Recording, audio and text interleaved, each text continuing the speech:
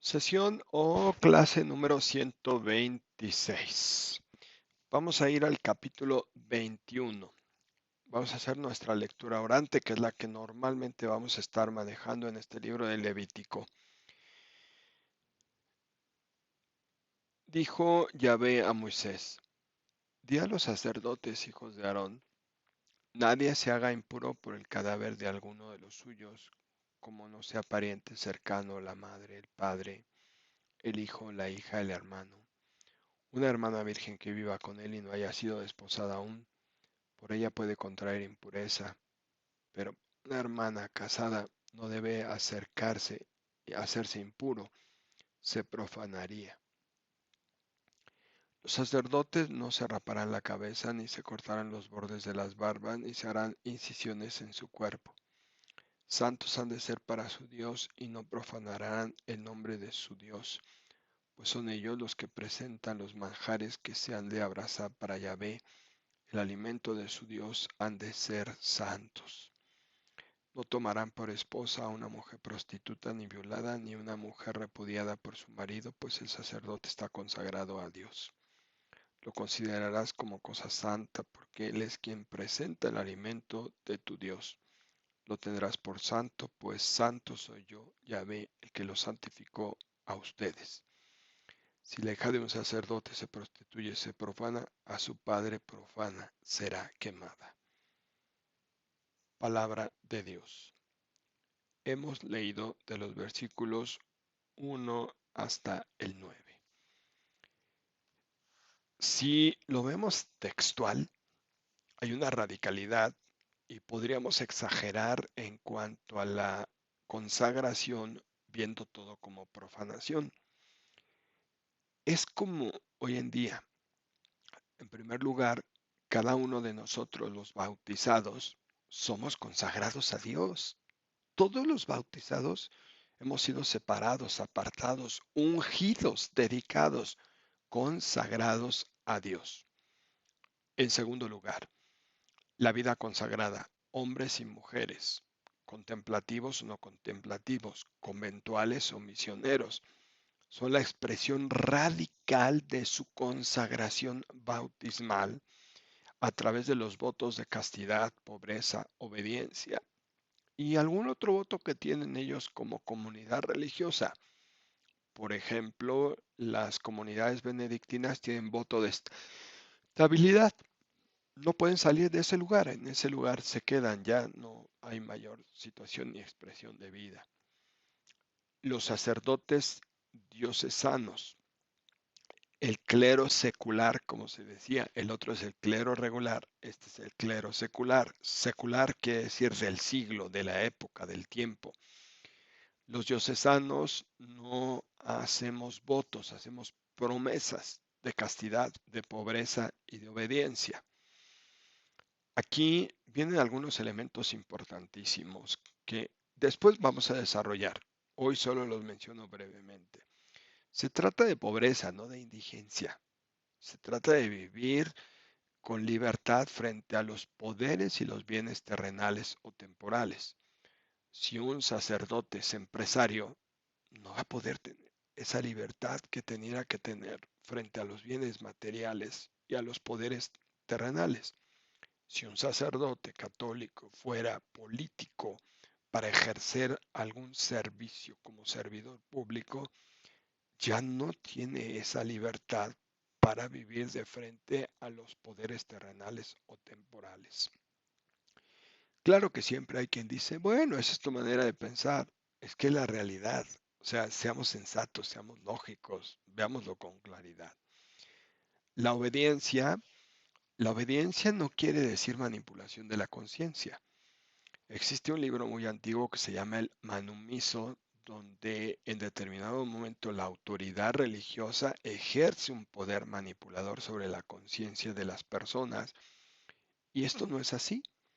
Yo tengo hermanos sacerdotes que han dejado el ministerio sacerdotal porque contrajeron una familia, quisieron ser congruentes, dejaron de ejercer este ministerio. Podrían haber sido ortodoxos. Los ortodoxos se pueden casar una sola vez, no pueden aspirar al episcopado y no pasa nada. Nosotros los sacerdotes diocesanos No todos aspiramos al episcopado, gracias a Dios, qué bueno, porque si no, estaríamos ahí en cotos de poder y buscando bienes de otro tipo, o el carrerismo, como dice el Papa Francisco. La obediencia, para que sea verdadera obediencia, tanto de laicos como de sacerdotes, de obispos al Papa, tiene que ser alegre, respetuosa y con inteligencia, o no es obediencia. Si a mí mi obispo me ordena algo que no es correcto, yo tengo el deber y la obligación de decírselo, porque la obediencia no es ciega, ni es torpe, ni es tonta.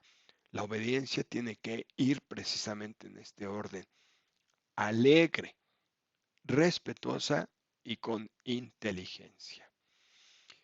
La castidad. A la castidad estamos llamados todos, todos, los matrimonios, los célibes como los sacerdotes, como las religiosas, los religiosos, los jóvenes o las jóvenes solteras, todo el mundo estamos llamados a la castidad. La castidad es una parte importantísima de la vida. Si alguien dijera que para ser sacerdote o ser miembro de la vida religiosa se tiene que ser célibe, imagínense meterse a buscar certificados de virginidad. Ay Dios, eso sería verdaderamente un problema.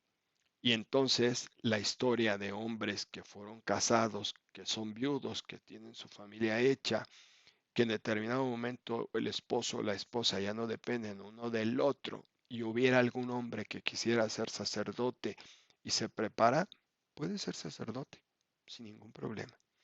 Alguna mujer que ha quedado viuda, que la familia ya ha cumplido su misión, su tarea, los hijos han hecho sus propias familias y quiere ser religiosa. Yo tengo dos amigas muy queridas, muy amadas, muy respetadas, que fueron extraordinarias esposas, quedaron viudas y están en la vida religiosa y están en la vida contemplativa.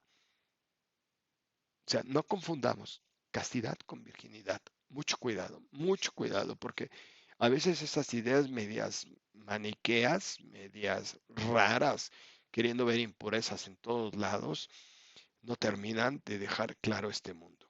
Y mientras hoy se le da vuelo a la hilacha, por otro lado, se están viendo impurezas en todos lados y no va por ahí. Por supuesto que no va por ahí. Las normas que presenta este capítulo 20 de los versículos 1 a 9 en el orden de los sacerdotes nos ayudan a comprender muchas cosas que aparecen en el Nuevo Testamento cuando se radicalizaron extremadamente. Hablaba, por ejemplo, de la situación del cadáver. Escuchamos un relato varias veces en nuestra vida sobre el Evangelio de San Lucas cuando dice que de Jerusalén a Jericó bajaba un hombre, lo golpearon, lo maltrataron, lo dejaron abandonado y medio muerto, subraya. Por el mismo camino bajaba un sacerdote, cambió de acera, ya no estaba obligado a ver si el hombre estaba vivo o muerto, porque si era muerto quedaba impuro, venía del templo, venía de Jerusalén. Lo mismo sucede a Levita. En cambio, el samaritano, lo primero era el prójimo, cerciorarse que tuviera vida, no estar viendo muerte donde no la hay, que tuviera vida, garantizar la posibilidad de salvar la vida. Esto es precioso, esto es bellísimo. Cuando la norma se exagera, siempre la norma condena. Entre la prudencia y la falta de certidumbre, de empatía y de solidaridad, nos aleja de la unidad de la comunidad y de la santidad. Por eso Jesús puso muy en alto este personaje, al samaritano, que se detiene, que cura al hombre con vino y con aceite, que lo monta sobre su cabalgadura, que lo lleva a un mesón, a una hospedería, lo atiende, lo cuida, y después le dice al hospedero: cuídalo, atiéndelo, y a mi regreso te pagaré lo que haga falta. Qué cosas tan impresionantes, tan bellas, tan lindas, de verdad. Cualquiera puede pensar que esto no es cierto, que esto no existe. Déjenme compartir una experiencia de vida. Nuestro arzobispo Francisco Javier Chaboya Ramos alguna vez me encomendó atender la situación de un jovencito que se estaba quedando ciego. Él se iba a la visita ad limina a Roma y me encargó encarecidamente que viera todo eso.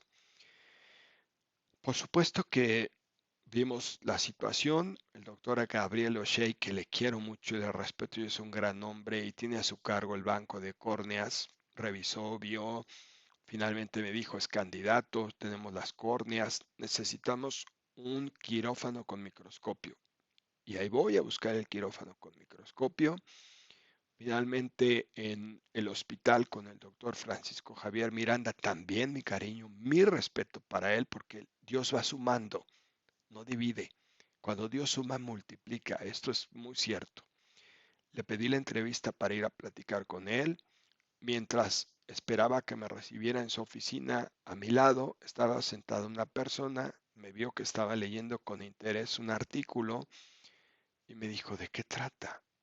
Ya le dije de qué trataba, algo que le interesó muchísimo, que le resolvió algunas dudas que tenía en su vida de un familiar.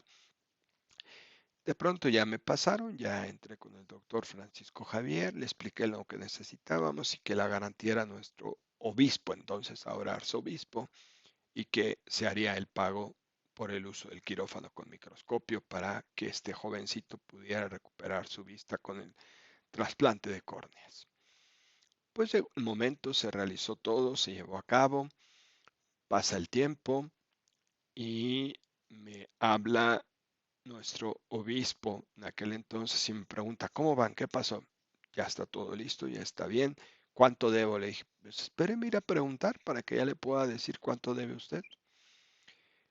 Entonces hice mi cita, volví a ir con el doctor Francisco Javier Miranda y me recibe muy amablemente y se me queda mirando y me dice, oiga, padre, la otra vez que vino para solicitarme el quirófano, usted se puso a platicar con un hombre que estaba a su lado, que le ayudó en algunas cosas muy personales que tenía de dudas de una familia a propósito de un artículo que leía.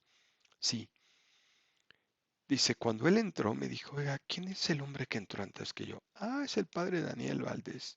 Vino a esto y a esto. Me dijo, por favor, doctor, lo que cueste el uso de ese quirófano y el tiempo que esté el jovencito, me lo carga a mi cuenta, aquí dejo mi tarjeta. Padre, eso ya quedó pagado. Dígale al arzobispo que su atención, su delicadeza y su cuidado han hecho que eso quedara pagado. O sea, de una manera tan sencilla les muestro eso. Salvar la vida, cuidar la vida. A veces somos muy calculadores o a veces nos aventamos como el borras. Hacer lo que tenemos que hacer. De eso trata la santidad de los sacerdotes también del Antiguo Testamento. Cuando no hacemos lo que nos toca y exageramos, nos pasa lo que Jesús presentó en el pasaje del buen samaritano. Bien, mañana, viernes, tenemos nuestra última clase de esta semana. Un gusto enorme estar con ustedes. Ah, oigan, en Semana Santa sí los voy a dejar, no por mí, por ustedes, para que vivan bien su Semana Santa, lo mejor posible. De Domingo de Ramos a Domingo de Resurrección no vamos a tener clase, por favor, y sirve de que se van emparejando los que puedan estar un poco atrás. Muchas gracias, un gusto, Dios los bendiga.